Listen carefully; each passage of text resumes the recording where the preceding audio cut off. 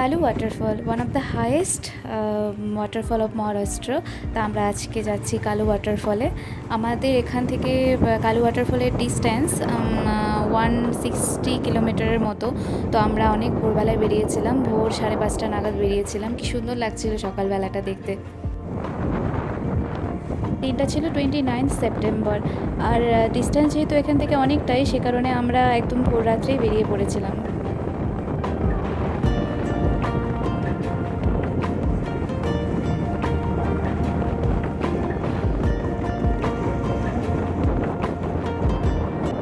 প্রায় 8:30 কি 9:45 বাজে।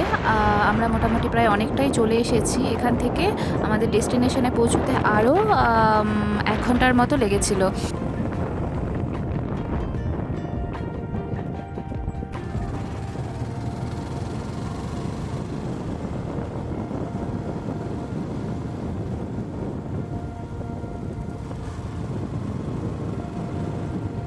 কালু ওয়াটারফল মালসেজ ঘাটের মধ্যে পড়ে। আর সেই মালসেজ ঘাটে ঢোকার সময়ে এত সুন্দর একটা ভিউ পেয়েছিলাম যে সেখানে না দাঁড়িয়ে পারলাম না। তো তোমরাই দেখো আর কমেন্ট করে বলো যে তোমাদের কেমন লাগলো এই জায়গাটা।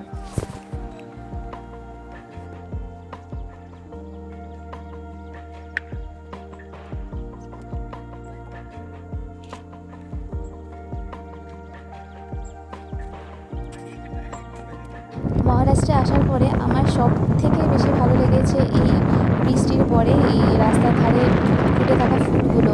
এত সুন্দর লাগে দেখতে। আর পেছনে পাহাড় আর সামনে রাস্তার ধারে এরকম সারি সারি করে ফুলগুলো ফুটে আছে, খুব সুন্দর লাগছিল দেখতে। আমরা যেখানে যাচ্ছি কালু ওয়াটারফল, সেই জায়গাটা তো অবশ্যই সুন্দর, কিন্তু যাওয়ার পথে এই রাস্তাটাও কিন্তু কম সুন্দর নয়, ভীষণ সুন্দর লাগছিল।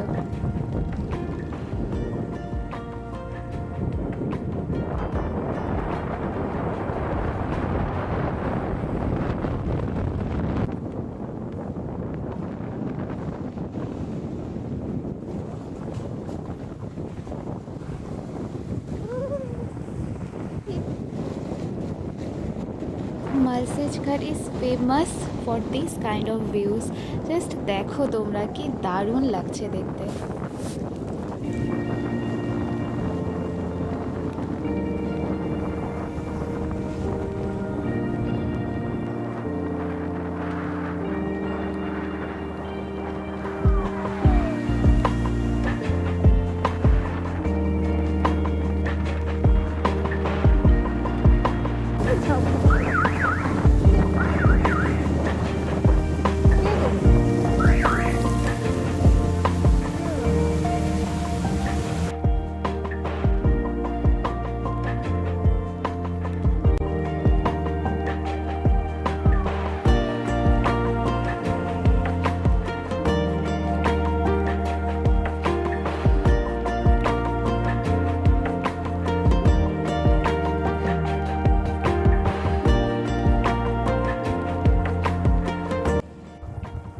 আমরা এদিক দিয়ে এসেছি, আমরা পুনে থেকে আসছি।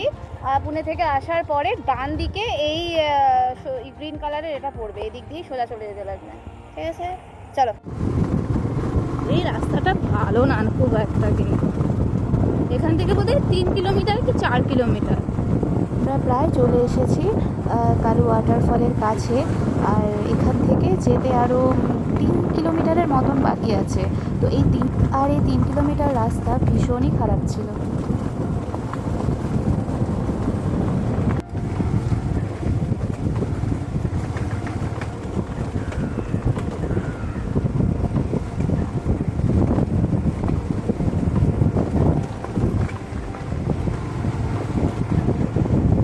যে বাইকে করেই যাওয়া যাবে। ওয়াও, কি গো, আমরা ভুল রাস্তাতে আসছি না কি গো? এত কাছ থেকে এইভাবে দেখা যায় কি? দেখা হয়ে গেছে। এর আগে আর বাইক যাচ্ছিল না, তার কারণ রাস্তা ভীষণই খারাপ ছিল। তো বাধ্য হয়ে আমাদের এখানেই বাইক পার্কিং করতে হলো।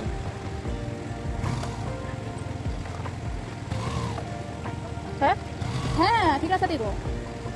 আচ্ছা, এত বাইক এত গাড়ি, আমি এই জায়গাটা বললাম যে বাড়িতে পার্কিং এই জায়গা ছিল।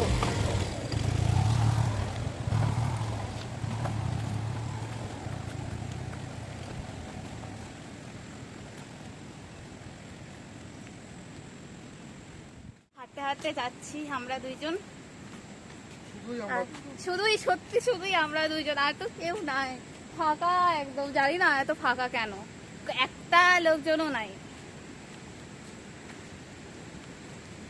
এই সামনে একটা এখানে নদী পড়লো, ফার্স্ট রিভার ক্রসিং।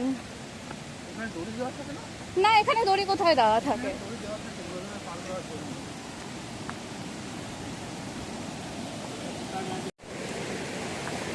আমাদের ফার্স্ট রিভার ক্রসিং।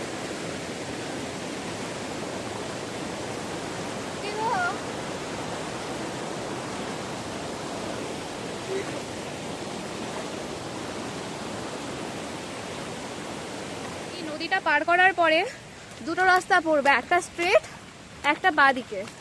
তো স্ট্রেট না গিয়ে বাঁদিকের রাস্তাটা, কিন্তু স্ট্রেট রাস্তাতে ধরলে কিন্তু আবার ঘুরে ঘুরে আসতে লাগবে।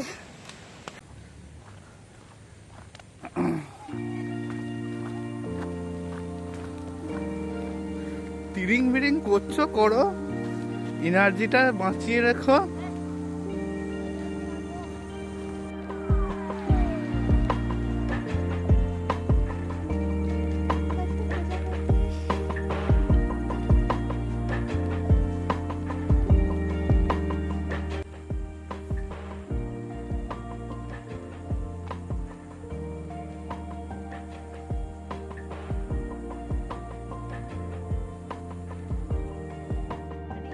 কত রং বেরঙের প্রজাপতি, কি সুন্দর লাগছে দেখতে।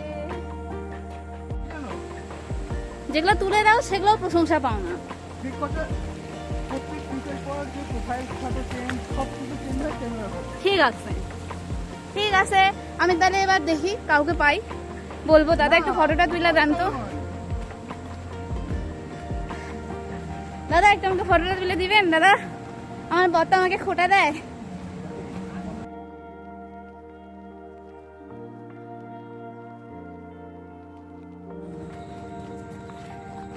কি দারুণ! এই দেবকুর ওয়াটারফল কিন্তু একদম কাছে গিয়ে দেখা যায়, হ্যাঁ, কারণ দেবকুন ওয়াটারফলটা ছোট, এটা বোধহয় অনেকটা লম্বা জন্য, অনেক উঁচু থেকে। হেঁটে হেঁটে যাওয়ার পুরো রাস্তাটা জুড়েই আমরা দেখতে পাচ্ছিলাম কালো ওয়াটারফল, যেটার জন্য এখানে আসা। আর সামনে থেকে এই ভিউটা দেখার পরে যে কী আনন্দ পেয়েছি, আশা করি তোমরা ভিডিও দেখেই বুঝতে পারছো।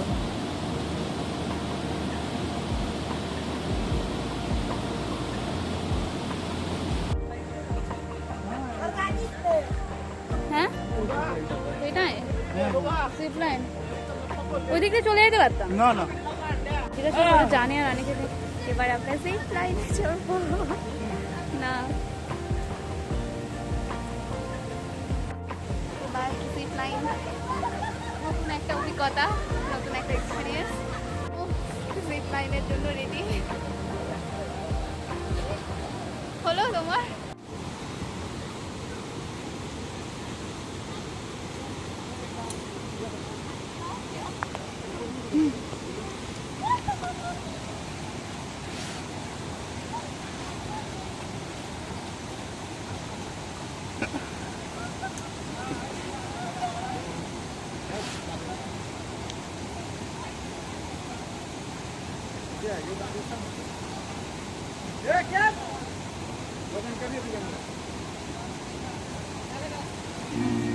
কালো ওয়াটারফল থেকে সব থেকে ইন্টারেস্টিং পার্ট হলো এই জিপ লাইন। তো আমরা ভীষণভাবে এক্সাইটেড ছিলাম এই জিপ লাইনে চড়ার জন্য, তো দুজনেই উঠে ভীষণ মজা পেয়েছি।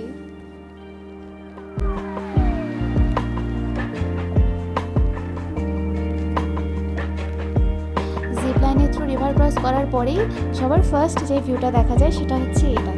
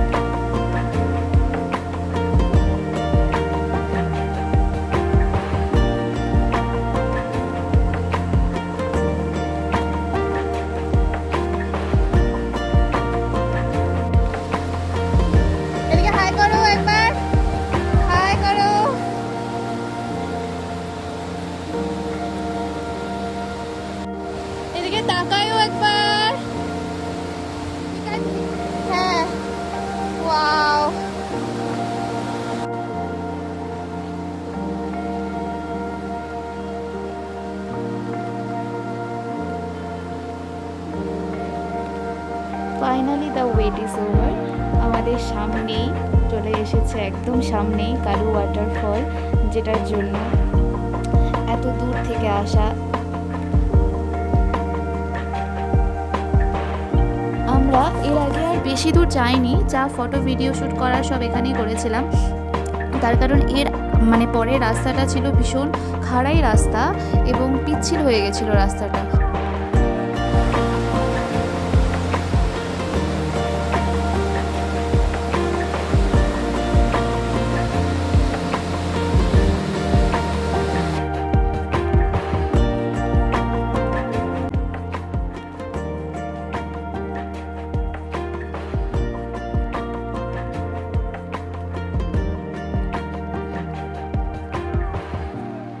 এই ছিল আমাদের কালু ওয়াটারফল অ্যাডভেঞ্চার। তো তোমাদের কেমন লাগলো অবশ্যই কমেন্ট বক্সে জানিও, আর আমাদের চ্যানেলটিকে লাইক এবং সাবস্ক্রাইব করে দিও, যাতে পরবর্তীতে কোনো ভিডিও দিলে তোমরা সাথে সাথে নোটিফিকেশান পেয়ে যাও আর সেই ভিডিওগুলো দেখতে পারো। তো থ্যাংক ইউ সো মাচ যারা এতক্ষণ ধরে সাথে ছিলে, পাশে ছিলে।